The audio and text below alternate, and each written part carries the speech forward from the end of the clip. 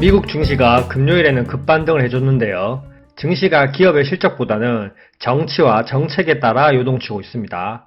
항상 말씀드리듯이 주식은 살아 움직이는 생물과도 같기 때문에 꾸준하게 트래킹해줘야 전체적으로 큰 흐름을 파악할 수 있습니다.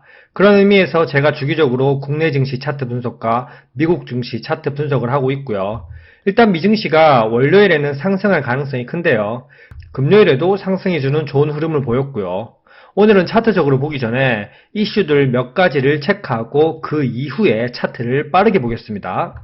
미증시 마감 전에 중국이 미국에 120% 관세로 인상했습니다. 다행히 증시는 크게 반응하지 않았고 상승 마감해줬고요. 4월 12일부터 발효입니다. 중국 정부는 미국이 추가로 중국산 제품에 관세를 부과하더라도 이를 무시할 거라고 얘기했고요. 만약 미국이 계속해서 더 높은 관세로 부과하더라도 결국 경제적인 의미가 없고 세계 경제사에서 웃음거리가 될 것이라고 얘기를 했습니다. 중국이 더 이상 관세를 올린다 해도 반응을 하지 않겠다는 거죠.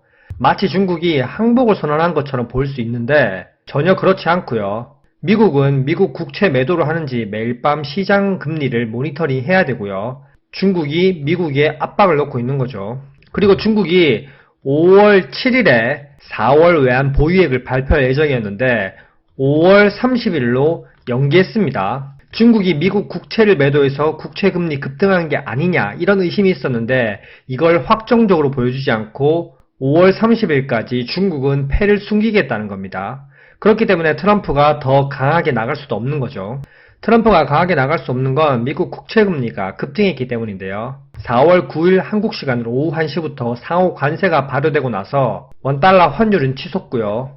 달러는 하락하고 국채금리는 상승했습니다. 오후 1시 기점으로 10년물 미 국채금리 15분봉을 보면 1시를 기점으로 5% 이상 급등했습니다. 그리고 30년물 금리도 보시면 오후 1시를 기점으로 5% 이상 급등했고요. 이렇게 급등한 건 45년 만에 처음입니다. 그렇기 때문에 상호 관세를 90일 유예할 수밖에 없었고요. 결국 트럼프 약점이 노출된 겁니다. 미국 증시 하락에는 신경 안 썼지만 장기 국채 금리가 상승하는 걸 민감하게 반응할 수밖에 없는 거죠. 이렇게 민감하게 반응하는 이유는 뭐죠? 바로 미국의 국가 부채가 36조 달러가 넘기 때문입니다. 한국 돈으로는 5경이 넘고요. 올해 25년도에 갚아야 할 미국 정부 부채가 9조 달러 수준입니다. 한국 돈으로 1경원이고요. 부채 이자를 현금으로 갚는 게 아니라 신규 국채를 재발행해서 상환해야 되는데 신규 국채 재발행할 때 현재 금리를 적용해야 되는데 지금 미국 장기 국채 금리가 4%가 넘으니까 이자 부담이 엄청난 겁니다. 무슨 수를 썼더라도 트럼프와 베센트 미 재무장관은 미국의 장기물 국채 금리를 낮춰야 됩니다. 제가 작년부터 말씀드렸는데 옐런 미 재무장관이 바이든 재선을 위해서 단기채 위주로 국채를 발행해서 시장의 유동성을 엄청 공급했고 이제 단기채 금리가 만기가 돌아오니까 장기채 금리로 전환해야 되는데 금리가 높으면 트럼프 정부에는 이자 부담이 크기 때문에 부담이 될 수밖에 없습니다. 현재 트럼프가 예상치 못한 장기물 금리가 급등함에 따라 잠시 브레이크를 걸어 놓은 거고요. 그래서 90일 유예했습니다. 하지만 90일 이후에는 국채가 또 재발행되고 셧다운 우려가 지나가면 다시 트럼프가 엑셀을 밟을 가능성이 상당히 큽니다. 그리고 또 트럼프가 부드러워졌는데 11일 금요일 늦게 중국의 상호 관세 제외 품목을 발표했습니다. 스마트폰, 컴퓨터, 모니터, 직접 회로, 반도체 장비, 디스플레이, 메모리, 반도체 소자 즉 IT 기업들에게는 호재고요. 하지만 트럼프가 또 언제 말 바꿀지 모릅니다. 이런 소식으로 인해서 월요일날 미국 증시가 얼마나 크게 반등할 수 있을지 차트적으로 봐야겠죠. 현 상황을 차트적으로 보겠습니다. 렛츠고! 나스닥 일봉 차트인데요. 일단 파랑색 21선이 검은색 120선, 주황색 240선 장기 이평선들을 돌파해서 현재 내려간 상황이고요. 이제 60선 이평선이 120선 이평선을 뚫고 내려갔고 240선 이평선에 도달하려는 모습입니다. 그럼 여기서 추세를 돌리나 이렇게 보기에는 무리가 있고요. IT 제품에 대해서 관세 유예를 발표했지만 그 힘이 얼마나 셀지는 월요일 장에서 가장 중요한 체크 포인트가 되겠습니다. 하지만 여전히 이평선들이 역배열로 만들려는 강한 흐름을 보이고 있고 RSI 지표상 과매도 구간에서 반등해 주었고 상승해 주어도 과연 이 파란색 라인 20선을 돌파할 수 있을까? 돌파한다 하더라도 240선에 강력한 저항대가 있기 때문에 월요일날 얼마만큼의 힘을 보여줄지가 가장 큰 관건입니다. 제가 말씀드렸듯이 길게 보면 23년 10월 이후부터 한 번도 이 파란색 20선 라인이 검은색 120선 라인을 깨고 내려온 적이 없었는데 지금 1년 반 만에 뚫고 내려왔고요. 그리고 이 파란색 라인 20선이 240선도 뚫고 내려온 적이 없는데 지금 약 2년 만에 뚫고 내려왔습니다. 일단 대세 상승장은 완벽히 끝났고요. 본격적인 조정 장세 구간에서 단기 반등만 일어날 뿐 큰 이변은 없는 모습입니다. 단기적으로는 당연히 낙폭이 컸기 때문에 단기 반등 구간으로 제가 16,600포인트까지 올라올 수 있는 자리라고 언급드렸는데 그 정도까지 올라왔고요. 이제 20선까지 17,200포인트까지 돌파를 하는지를 봐야 됩니다.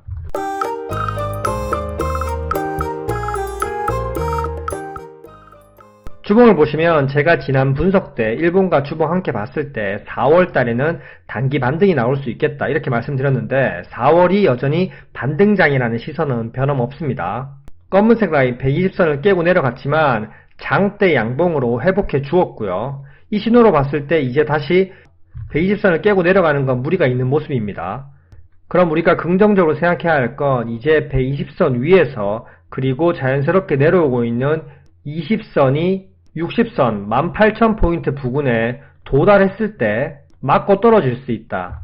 즉 무슨 말이냐면 120선 위 20선이 내려오면서 60선을 맞닿는 자리 18,000포인트 이 사이에서 등락을 보일 수 있다는 거죠. 저는 여전히 반등이 나오더라도 18,000포인트를 다시 뚫고 올라가기는 무리라고 보고 있습니다.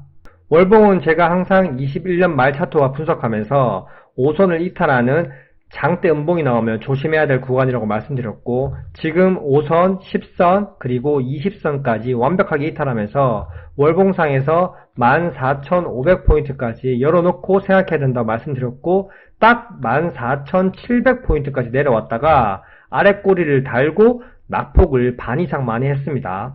4월에는 이렇게 아랫꼬리를 달면서 회복할 것이라는 분석도 현재까지는 맞고요.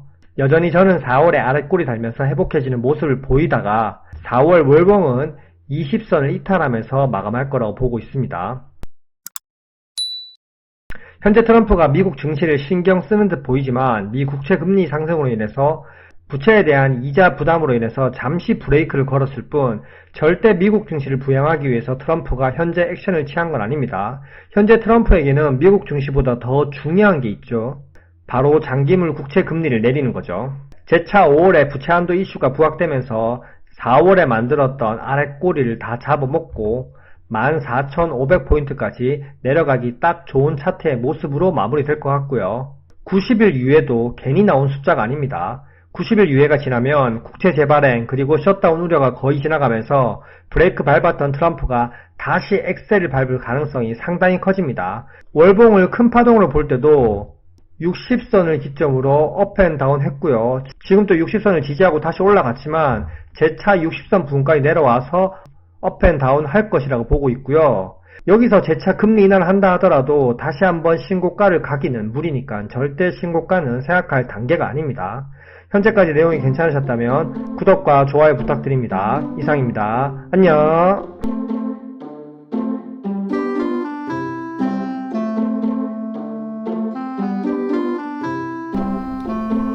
와이